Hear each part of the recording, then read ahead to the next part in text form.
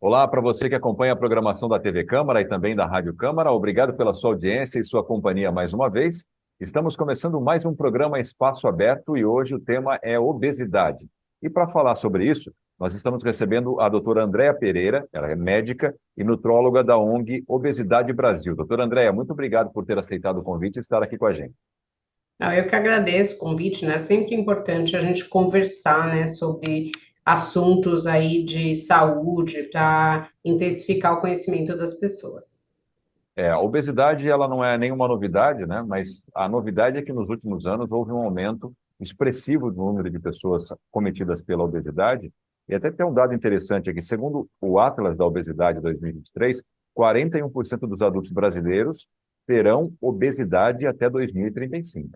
É um fator preocupante, né, doutora? Só para a gente entender, a obesidade, né, o que as pessoas costumam dizer, ela é uma doença mesmo? Sim, a obesidade é uma doença, né? A gente já tem dados científicos para falar disso. Ela tem características, né, específicas. Então, a pessoa que tem obesidade, ela tem uma facilidade em engordar, ela tem uma dificuldade de usar a reserva de gordura, ela tem menos saciedade, né? Ela tem mais apetite e ela tende até a responder menos ao exercício, né? E o grande problema da obesidade é que, além de você ter a doença obesidade, ela acaba levando a outras doenças. Então, aumenta a chance de vários tipos de câncer, de pressão arterial alta, de diabetes, problemas articulares, existe até uma enxaqueca específica da obesidade, então, assim, problemas pulmonares, cardíacos. Então, realmente um problema de saúde pública aí mundial. E a gente vê, né, dentro de tudo isso, que o que acontece, né? A gente está vendo esse aumento, não só no Brasil como no mundo.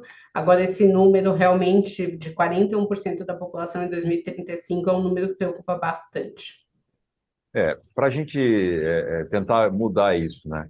Quais são os fatores que levam à obesidade? É possível a gente inverter esse número? Depende do que cada cidadão pode fazer ou não? Isso está cravado, já não tem como fugir. 41% vão ter já em 2035. Dá para mudar esse cenário, doutor?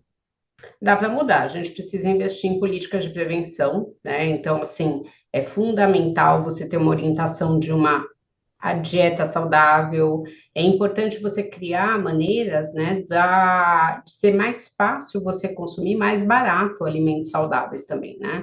Então, isso é um papel do governo de sobretaxar alimentos muito calóricos, muito açucarados, ultraprocessados e baixar o preço dos alimentos frescos, como verduras, frutas, legumes, né? Então, por exemplo, não dá para um suco de fruta natural, um copo, ser o mesmo valor, ou até mais caro que 2 litros de uma bebida açucarada, por exemplo. Né? Isso aí, na hora de escolher, você vai acabar escolhendo algo que vai render mais. Né? Fora isso, eu preciso criar condições também para as pessoas praticarem atividade física regular. Então, não adianta só falar, você tem que fazer atividade física e você não tem um lugar para praticar essa atividade física, você não tem uma verba para isso, né? Você não tem condições de segurança, então também tem, né? Vai andar no parque, mas você tem um problema de violência nesse parque. Você precisa conscientizar as famílias, porque existe uma tendência familiar à obesidade. Você precisa ter centros de atendimento médico, né, e multiprofissional para as pessoas que já estão com sobrepeso, né? Não deixar chegar na obesidade. Então, assim, a gente tem que tratar isso antes de você ter o índice de massa corporal acima de 30, que é uma das características da obesidade. Porque aí, depois que você chega à obesidade, ela é uma doença crônica, ou seja, não tem cura. Então, é melhor a gente realmente tentar melhorar isso antes. Atualmente, nós temos 60% da população com excesso de peso no Brasil. Então, é essa população que provavelmente parte dela vai chegar à obesidade em 2035. Então, ainda tem o que se fazer. Perfeito. A senhora falou do que fazer para não chegar lá. Mas existem alguns fatores específicos para a doença, a obesidade? A senhora falou sobrepeso. Sobrepeso, eu acredito, posso estar falando besteira, mas qualquer pessoa está sujeita. Basta se alimentar muito mais do que consome de caloria por dia, vai acabar tendo sobrepeso. Qual é a relação disso e os fatores para a pessoa desenvolver a doença, a obesidade?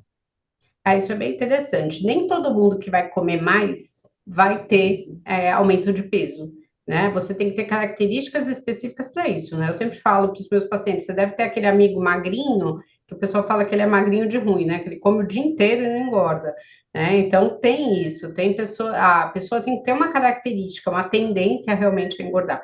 E tem pessoas que até comem menos que outro e acabam engordando, eles têm essa facilidade realmente. Né? A obesidade é uma doença multifatorial, então a gente tem aí relatado cientificamente mais de 82 causas para obesidade. Então, tem medicações, por exemplo, psiquiátricas que levam ao aumento de peso. Então, se a pessoa já tem uma tendência a engordar, muitas vezes você tem que conversar com o médico, com o psiquiatra para trocar essas medicações. Mesmo medicações para pressão alta também podem levar ao aumento de peso. Né? A gente tem vírus que podem aumentar a chance de peso. Você tem, por exemplo, corticoides que podem aumentar a massa gordurosa. Né? A tendência familiar. Então, se você já tem pessoas na família com obesidade, você tem que se redobrar aí o cuidado, né? A alimentação saudável e o exercício fazem parte da prevenção, mas não é só isso, são vários fatores.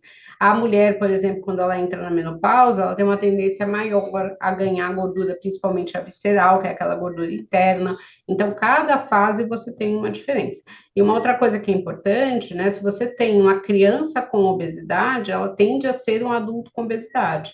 Então, a gente também deve investir aí na prevenção das crianças, porque se eu conseguir que essa criança passe toda a infância, adolescência sem obesidade, eu também reduzo essa chance. Né? Então, é um conjunto, isso é muito importante da gente trabalhar. A senhora falou de outras doenças relacionadas. Eu gostaria que a senhora falasse um pouquinho mais sobre outras comorbidades que podem acompanhar a obesidade. Quais são elas, as principais, as mais perigosas, né? Acho que as principais são o diabetes, tá? Que o diabetes também a gente tem um número muito expressivo aqui no Brasil. Então, principalmente o diabetes tipo 2 está relacionado à obesidade, né? Quando a pessoa tem obesidade, ela tende a ter uma resistência à insulina, né? A insulina é o hormônio que faz a absorção do açúcar no sangue. Então, a obesidade leva a que essa insulina não funcione direito, então a pessoa pode ter o diabetes. A pressão alta, né? A pessoa que tem obesidade tem uma tendência maior a ter pressão alta. Há também a maior probabilidade de ter colesterol e triglicérides altos. Então, juntando tudo isso, tem um negócio que chama síndrome metabólica. Né? Então, a síndrome metabólica aumenta o risco cardiovascular, então aumenta a chance de infarto, de morte, de derrame. Né? Então, isso é muito importante.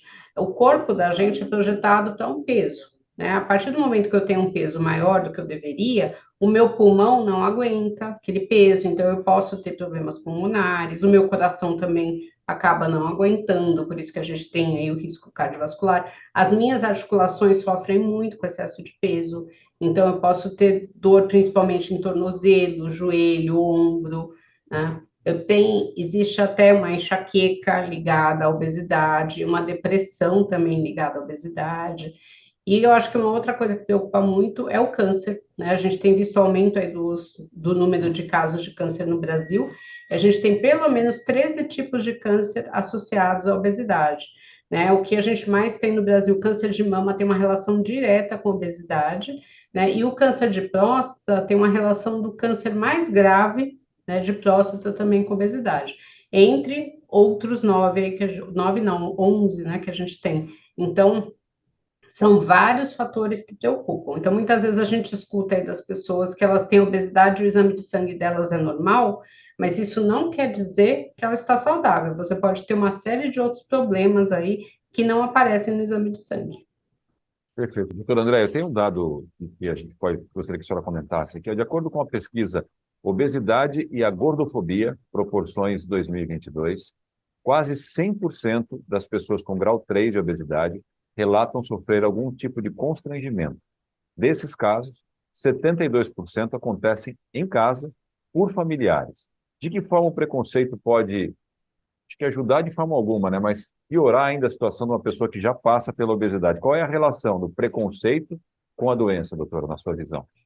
Então, acho que o preconceito vem da falta de conhecimento de que a obesidade é uma doença. Então, as pessoas acham que é uma falta de força de vontade, de indisciplina, que a pessoa ela está acima do peso porque ela quer, né? E isso também acaba implicando em você falar que a pessoa não deve tratar.